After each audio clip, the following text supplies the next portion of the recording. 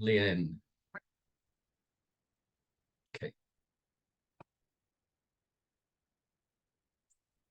Yeah, sorry to keep you waiting, everyone, just for a little bit, but Zoom was doing an update. So I signed in at 4:58 for the 5 o'clock start, but it took a little while. So now it's kind of configured a little bit different. So it took me a minute to work it out. Okay, so let's do the chanting now. Namo Tassa Bhagavato Arahato Samma Sambuddhassa. Namo Tassa Bhagavato Arahato Samma Sambuddhassa. Namo Tassa Bhagavato Arahato Samma Sambuddhassa. Buddham Saranam Gacchami. Dhammam Saranam Gacchami. Sangham Saranam Gacchami. Dutayambi Buddham Saranam Gacchami. Dutayambi Dhammam Saranam Gacchami. Dutayambi Sangham Saranam Gacchami. Tatayambi Buddham Saranam Gacchami. Tatayambi Dhammam Saranam Gacchami. Tatayambi Sangham Saranam Gacchami. Namo Buddhaya, Namo Dharmaya, Namo Sanghaya. Namo Buddhaya, Namo Dharmaya, Namo Sanghaya. Namo Buddhaya, Namo Dharmaya, Namo Sanghaya. I take refuge until I'm enlightened in the Buddha, the Dharma, and the Sangha. Through the positive potential I create by practicing the 6 paramitas, may I soon attain enlightenment in order to benefit all sentient beings. I take refuge until I'm enlightened in the Buddha, the Dharma, and the Sangha. Through the positive potential I create by practicing the 6 paramitas, may I soon attain enlightenment in order to benefit all sentient beings. I take refuge until I am enlightened in the Buddha, the Dharma, and the Sangha. Through the positive potential I create by practicing the 6 paramitas, may I soon attain enlightenment in order to benefit all sentient beings. May all sentient beings have happiness and its causes. May they be free from suffering and its causes. May they never be parted from their happiness beyond suffering. May they abide in equanimity, free of bias, attachment to the near, and aversion from the far. I shall cause this. Great compassionate Buddha, please inspire me to be able to do so. Reverently, I prostrate with my body, speech, and mind, and present clouds with every type of offerings, actual and mentally transformed. I confess all of my negative actions accumulated since beginningless time, and rejoice in all the virtues of all holy and ordinary beings. Please remain until cyclic existence ends, and turn the wheel of Dharma for all sentient beings. I dedicate the virtues of myself and others to the great enlightenment. However innumerable all sentient beings are, I've had to save them all. However inexhaustible my delusions are, I've had to extinguish them all. However immeasurable the Dharma teachings are, I've had to master them all. However endless the Buddha's way is, I've had to follow it completely. Om Mani Padme Hum. Om Mani Padme Hum. Om Mani Padme Hum. Tayata gate para samgate bodhi soha. Tayata gate para samgate bodhi soha. Tayata gate para samgate bodhi soha. So now get yourself ready for some meditation. And just before we do that, yeah, it was unfortunate that I had to wait around there for a couple of minutes for Zoom to update before, but such is life in this world. It's thankful for having something like Zoom so that we could connect online. So meditation time, bring your mind inside your body.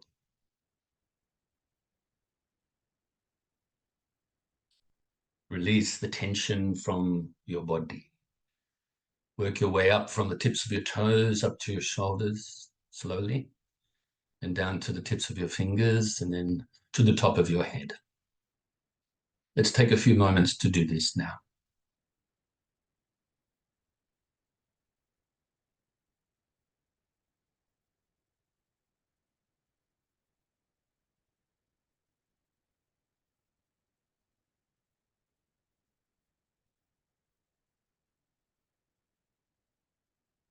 Now scan your body again, just to see if there's any leftover tension you can release.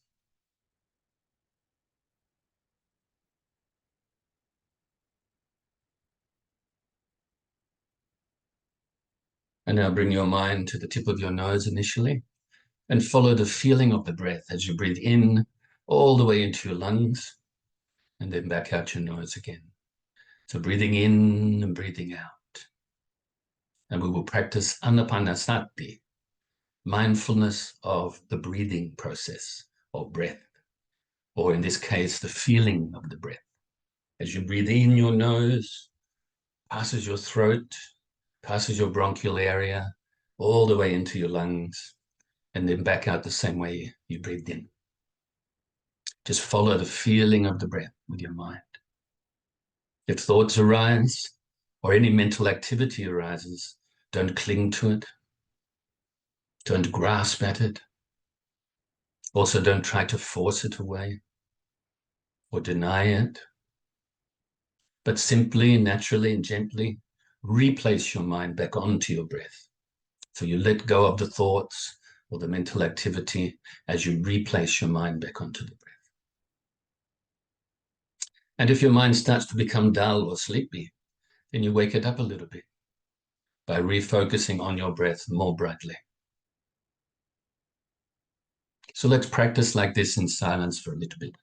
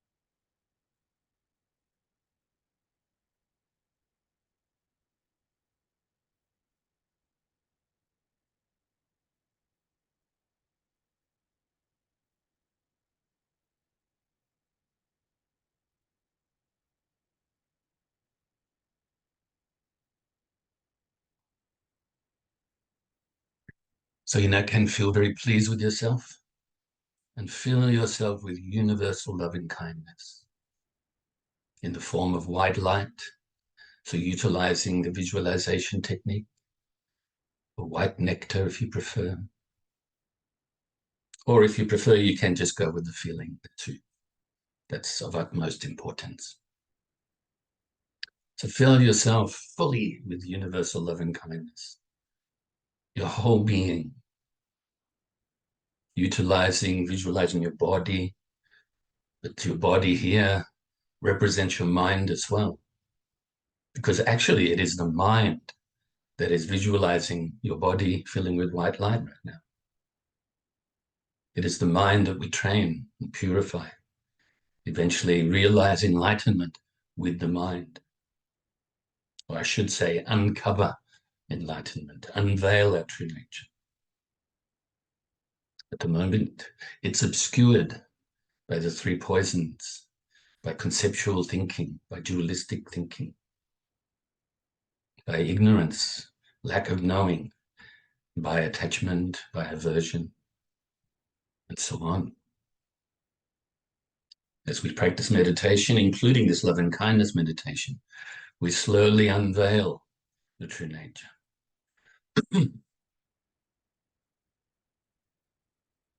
Here with the loving kindness meditation, for instance, you're utilizing it as an antidote as well. The loving kindness is replacing hatred, cruelty, and so on. The loving kindness includes compassion, includes empathetic joy. It's based on equanimity, non-biased mind. So fill yourself with so much loving kindness that it now overflows and radiates outwards, initially to your loved ones, family, and friends, filling them with the universal loving kindness too.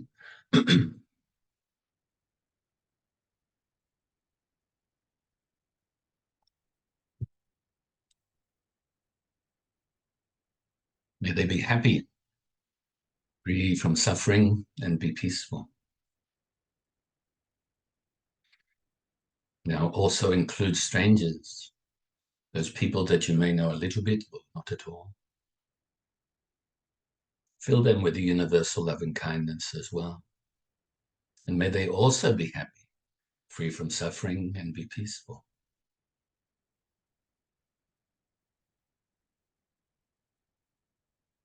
And now also include those you may regard as enemies. Fill them with the universal loving kindness as well. May they also be happy, free from suffering, and be peaceful.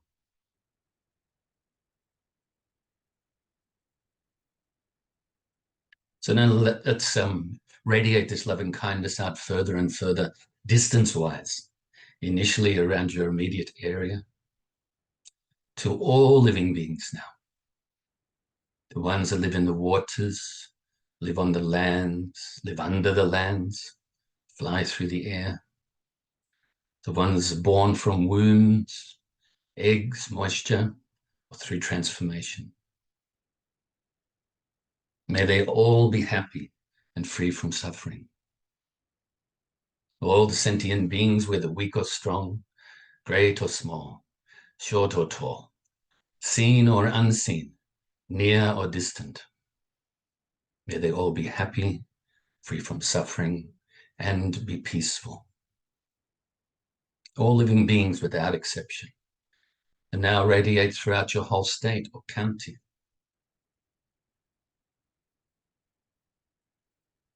And other states and counties throughout your whole country.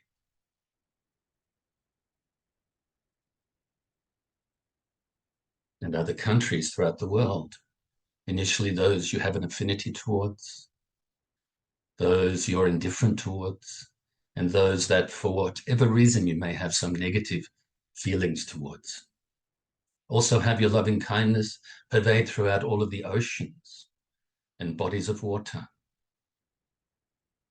Have it radiate down to the core of the earth and to the outermost atmosphere.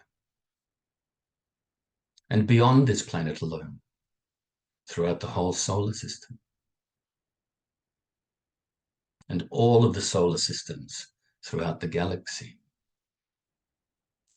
And all of the galaxies throughout the universe. and also to all of the other realms of existence as well, even if we don't directly know them at all. Maybe we know them inferentially through the scriptures, etc. To all of these different beings, from the highest of the heavens down to the hells, and all of those in between.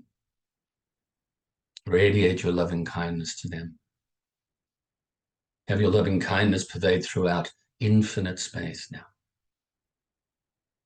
whilst also being present to do the dedication prayer. Due to this merit, may I soon attain the enlightened state of the Buddha, so that I may be able to liberate all sentient beings from their suffering. May the precious bodhicitta, not yet born, arise and grow. May that born have no decline but increase forevermore. And may the precious view of Shunyata, not yet born, arise and grow. May that born have no decline but increase forevermore. Namo Buddhaya, Namo Dharmaya, Namo Sanghaya. So tomorrow here in Australia and some other countries, I believe, it is Mother's Day, second Sunday of May every year. I find it very interesting how it runs so close to Vesak, the Buddha's birthday, Enlightenment Day, and Parinirvana Day. It's amazing, isn't it? Celebrating the Buddha's mother as well. Of course, this year, I think it's on the 23rd of May. Changes every year because it goes by the lunar calendar. So anyway, to my mother, happy Mother's Day for tomorrow, because I will be with her and see her anyway.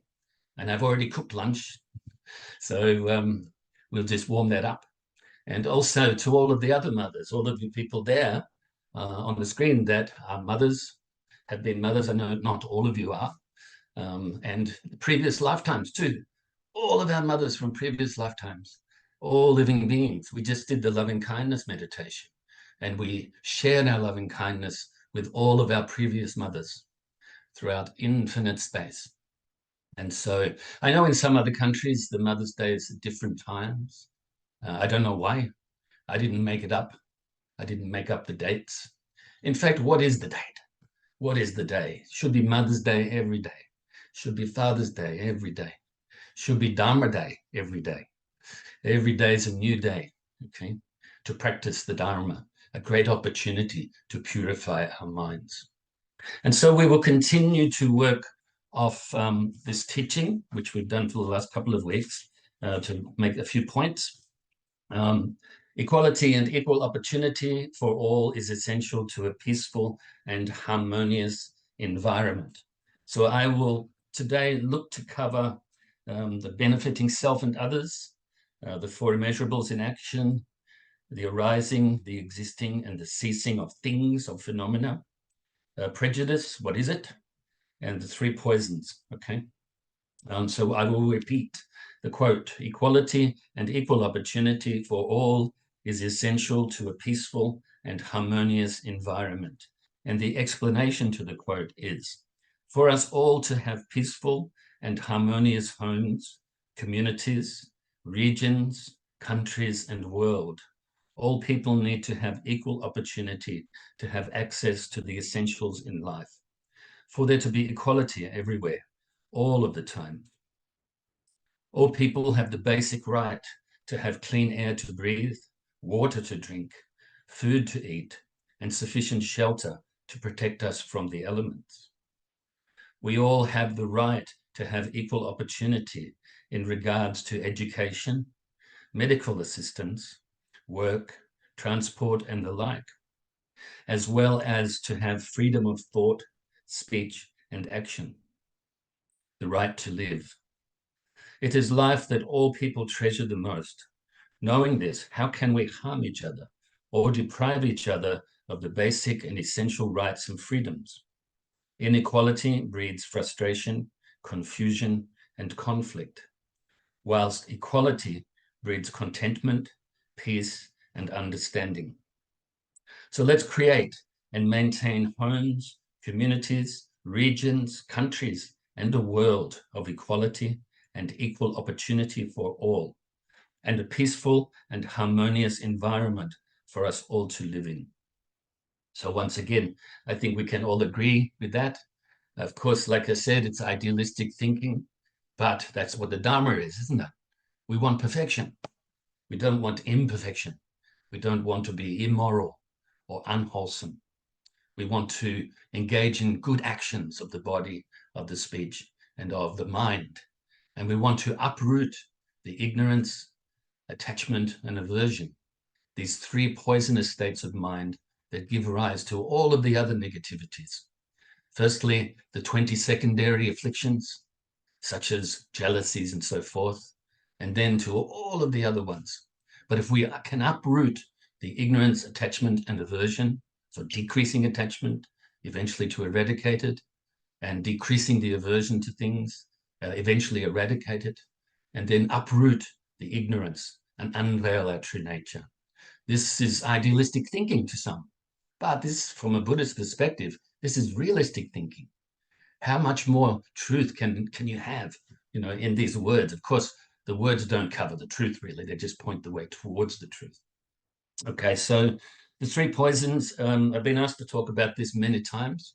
And so basically, the three poisons, like I said, the root is the ignorance, and then the attachment and the aversion.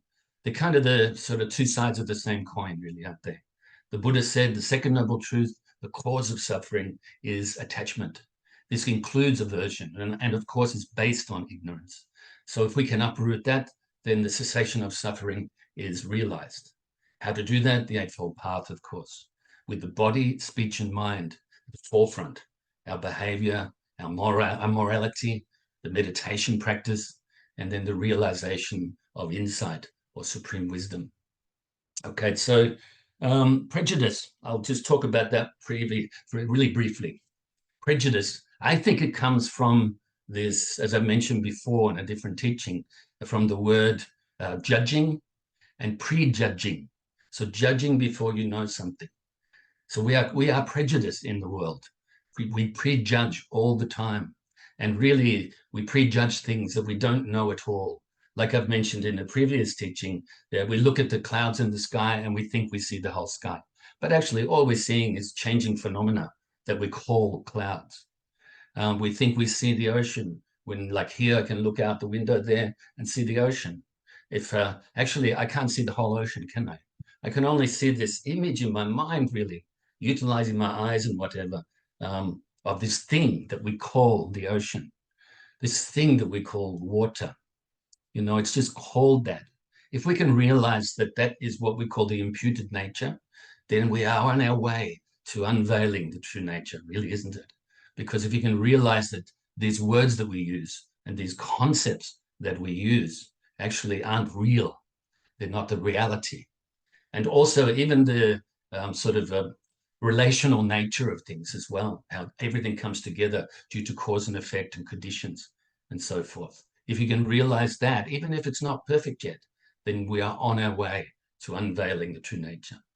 So I think that's important, okay? Benefiting self and others. This is once again talking about the bodhicitta. You want the great compassion to marry with the supreme wisdom eventually, to become the ultimate bodhicitta. You should benefit others as much as you can, as mentioned last week and the week before, and many other times. This helps you take your mind off your own self-centeredness and your own problems, your worries diminish a little bit, even if they don't go away totally yet, because we haven't purified and uprooted the ignorance and so forth. So benefit yourself by really working hard in the Dharma practice, not overly, but just enough, middle path, work your way towards purifying your mind, benefiting yourself this way. And as you do this, you will benefit others, even if it's just through your vibes, through your good nature, and your humanity, really. And so benefiting others, like I said, helps us to take our mind off our self-centeredness, and therefore we should be able to maintain a mind of wholesomeness rather than an unwholesome mind. And also benefiting yourself, once again, as you purify your mind, your actions, your words will follow suit. No problem. As we say in Australia, no worries, mate. Remember this teaching I gave years ago, an article I think I wrote in, 2016 or 15 even. And I called it No Worries, Mate. No worries means you practice the Eightfold Path. Mate means you practice the four immeasurables, because we're all interrelated, we're all friends, you know. So I just utilize this Aussie saying that is also utilized in other countries as well, including Britain, just to teach the Dharma to younger people, especially younger people. And in the Sri Lankan community at that time, the Dharma Buddhist magazine was written for, and then, or something like that anyway. And then other people as well, as whoever reads it or read it, it could benefit them by looking at it from a different viewpoint, you know. I think that's important to do that sometimes. I think you all can do that as well. From your own experience, you can share the Dharma, you know, from your own point of view, and then utilizing your own examples and sharing it with others as well. As you do that, you're benefiting others and benefiting yourself as you do that. So it's not only about just the study of the Dharma, the formal study, the informal, fun study, sort of like what I call freestyle or freelance, you could say, study, but actually the formal as well. It's not only about that. It's not only about sitting in meditation, but actually sharing the Dharma will help us to benefit others and benefit ourselves, and also keep the Dharma alive, you know. So it's important that you maintain pure intention as you do this, because we need to keep the Dharma as pure as possible. Of course, we're not pure yet, right? The Dharma is always pure. And so if we can maintain a good intention, the pure intention as much as possible as we share the Dharma, then the Dharma doesn't get tainted, does it? With ego. It's important. Remember the eighth verse of thought transformation. The last verse says, without these practices being defiled by the stains of the 8 worldly concerns. You know, that's the first 2 lines of it. I will practice without grasping to release all beings from the bondage of the disturbing unsubdued mind and karma, and sort of viewing things as illusions, as like dreams, you know. So that is the emptiness of things. So not doing it based on ego, not trying to be praised, not trying to avoid being blamed, not trying to have some sort of fame, and not trying to avoid being shamed, not just trying to get pleasure or avoid suffering and pain, or gaining something and not losing something, the 8 worldly winds. So don't do it like that, you know, but share with others openly what you know to be true, and do it with kindness. Do it gently, you know. We don't have to push our views across on people. Many people over the years have asked me about that. How do I share the Dharma without pushing my views on people? I just say, you just do it naturally, you know. You don't have to go out there and try to do it. It's not like, you know, a Dharma teacher, for instance, gets asked to give a Dharma talk. Yeah, you go and give the Dharma talk. You don't have to do that to share the Dharma every day. You can just share it with your vibes, with your kindness. And then, of course, if it is theory, if it is how to put it into practice, then you share this with others with good intentions and without sort of relying upon the 8 worldly winds or basing it on the 8 worldly winds. Okay. So you can see where I'm coming from today. I'm encouraging you in a big way to share the Dharma for whatever it is that you know of the Dharma. Don't just hold it onto it for yourself, you know. It's important that it stays alive, doesn't become just this thing that's written in books and just this thing that we practice on the cushion, you know.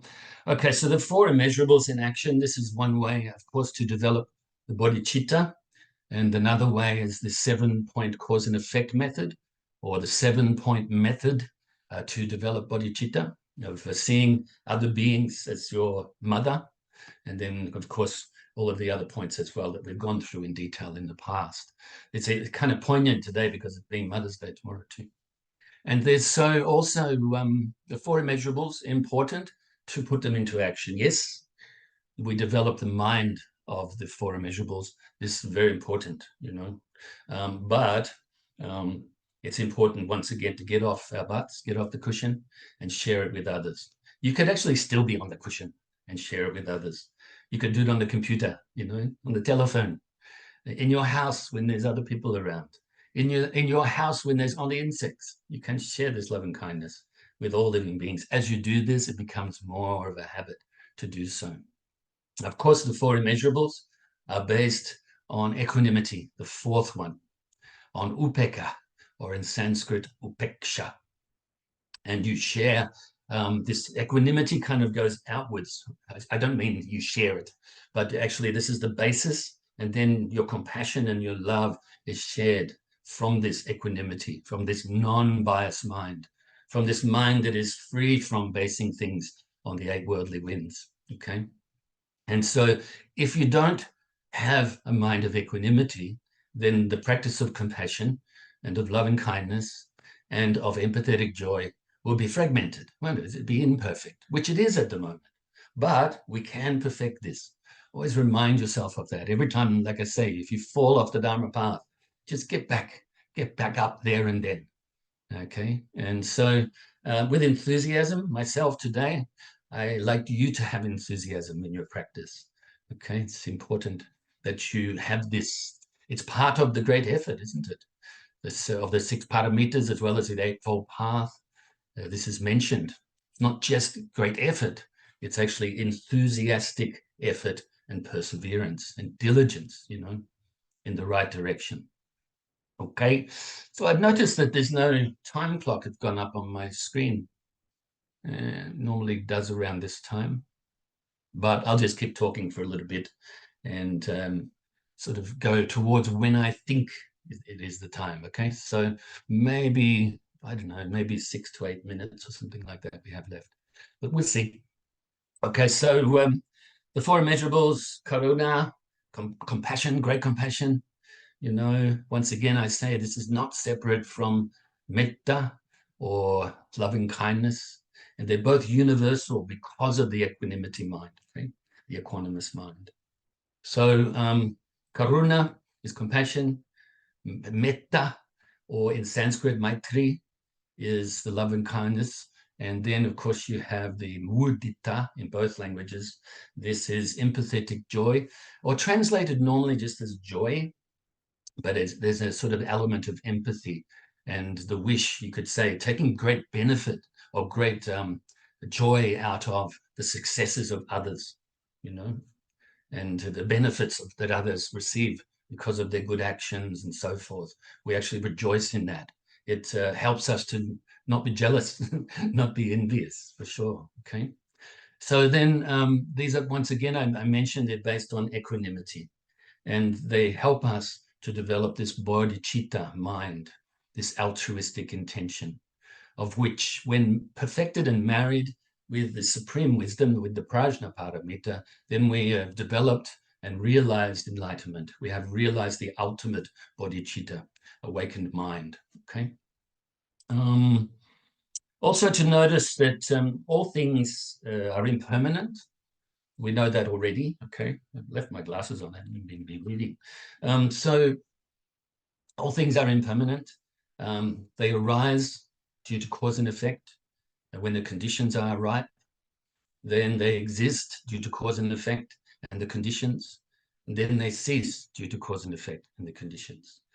Everything is like this. Some things it may only happen just for a moment, a few moments even, and then other things for a long time, so much so that it appears that they may be eternal. But everything in samsara, all conditioned phenomena, including the long life heavens and so on, they are impermanent. And there is a constant change, even if it's not immediate that you know this, you know, it's not sort of directly in front of you right now. But if you contemplate impermanence and subtle impermanence, and also these changes, this arising, this existing, and this ceasing, then you can get to understand it, at least on an inferential level or indirect level, okay? This will affect your life choices and the way you live. It will change your life forever, you know, even if we are, as we're getting older, we have more aches and pains, yes, maybe we can't concentrate as much, maybe, okay, but actually if you know this truth, this truth of impermanence and the subtle impermanence, and then even just conceptually the emptiness of all conditioned phenomena, then it will actually help you in your lives, in your choices you make, in the direction towards what we call enlightenment, and your practice in this direction, okay, on this beautiful Dharma path. then actually it can be very helpful for you. It will change everything, okay? I think some of you, or maybe all of you, know that already, because maybe you practice Dharma and it has changed you. Think back to when we were younger and how attached we were to things. Maybe how upset we would get if we didn't get what we wanted, or if we got what we didn't want, you know, like that. Okay, so then I mentioned prejudices already. You know, prejudices happen because of our attachment and our aversion. Things we find pleasing, we get attached to. We kind of exaggerate the good qualities in whatever it is. Then when we have an aversion for something, then we tend to exaggerate the bad qualities. And so we develop prejudice. Prejudice, maybe it's an overused word, because when we overuse words, I think, and this is to do with any word, or any concept even, when we overuse it, it can tend to be sort of forgotten about. It doesn't have the strong sort of meaning, which is important to have that meaning, to point out negative things like this so that we can not get engaged with them ourselves, and help others to not be engaged with them as well, you know. Help them to give up the prejudice, help us to give up the prejudice. We need to know the effects of these things as well. So cause and effect, once again, the law of karma comes into play. Okay. So go back to arising, existing, and ceasing. You could say these are sort of 3 times for phenomena to exist. And but you can also add a 4th one to that, and that is the disintegration of something. So the slow decline of something. Let's say we talk about a planet, or maybe we talk about our bodies, okay, just for something more close to home right now and easier. So our bodies, obviously, we come into existence the moment the sperm and the egg come together, and then we start to grow from there, okay? And then, of course, there's the next thing that most people see as the birth. That's the beginning, which is the birth coming out of the womb, and the cord being cut. And then you can say that is the sort of arising of the life and this body. But really, it goes back to the moment of conception. And then, of course, we exist for a while.